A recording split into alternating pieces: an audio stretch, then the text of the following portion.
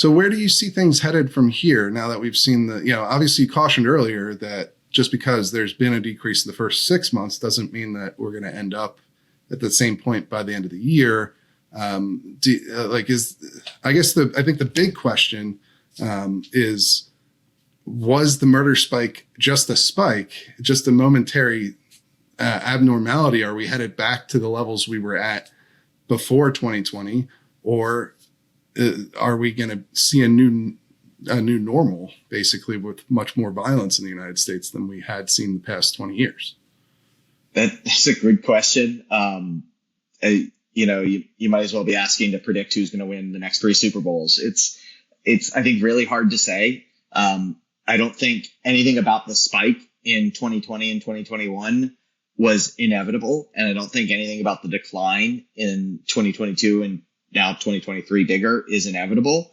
And so I think that it is hard to say exactly how far down we'll go. If you told me, reported from the 2025 and said that we sort of stayed at this level and this was the new normal, I would say, yeah, that's okay. That makes sense. Or if you told me that we're continuing to decline to, 2014 numbers, I would say, yeah, that makes sense. And I think that you could probably create a scenario where either thing happens. There are lots of places that, like Philadelphia, New York, New Orleans, where not only are we seeing a decline, but we're seeing an accelerating decline.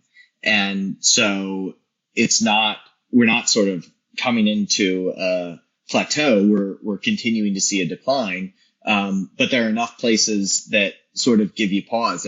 One of the things I did is I took gun violence archive data and I split Mississippi shootings between Jackson, Mississippi, and the rest of the state. And the rest of the state is seeing an increase. Jackson is seeing an accelerating decline in shootings. So I think that we need to better understand if this is just big cities that had a big increase that are seeing a big decline this year, or is it the same broadness that we had in 2020, that broad increase? Are we seeing just the reverse of that, maybe a little less intense? Ideally, we want it to be the broad decrease everywhere, but we can barely describe the big city trend. Explaining it more, I think, is really difficult right now. Okay. And so just a final question here. What are the cities you're going to be watching closest for, to give us a sign of where this is headed?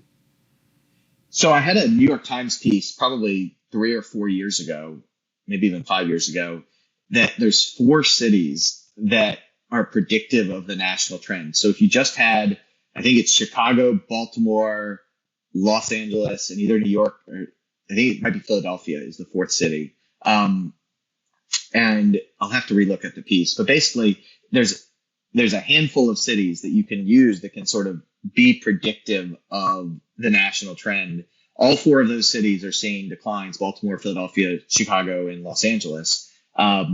So if that continues or it accelerates, then we'll probably feel pretty good that we've seen a pretty good national decline. If they sort of revert to the mean and they're, those 4 cities, they're down, but they're not down huge, then maybe we'll say that it was sort of a more of a one-time decline that looked really good for the first half of 2023, but couldn't be sustained going forward. So I think those are the types of places that I look. And then the cities that are seeing big increases: Memphis, Cleveland, Kansas City, DC.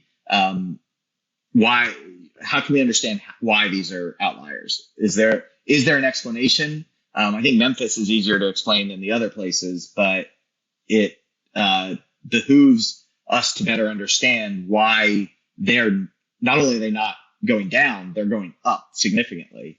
And so I think that the better we can understand that, the better we can understand what's causing the decline. Do you have a short, just reason for why you think Memphis is special? Well, you look at all of these cases of going back to police legitimacy after Tyree Nichols was killed.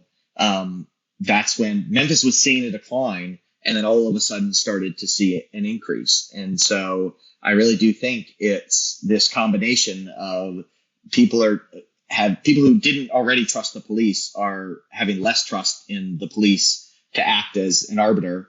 And there's probably been some degree of depolicing, as Memphis Police Department has come under pretty intense criticism. And so I think a combination of those, everything that happened nationwide in 2020 is happening again in Memphis would be the best explanation. But again, it's only been 6 months. So we need a lot more time and a lot more data to be able to say that with a lot more confidence.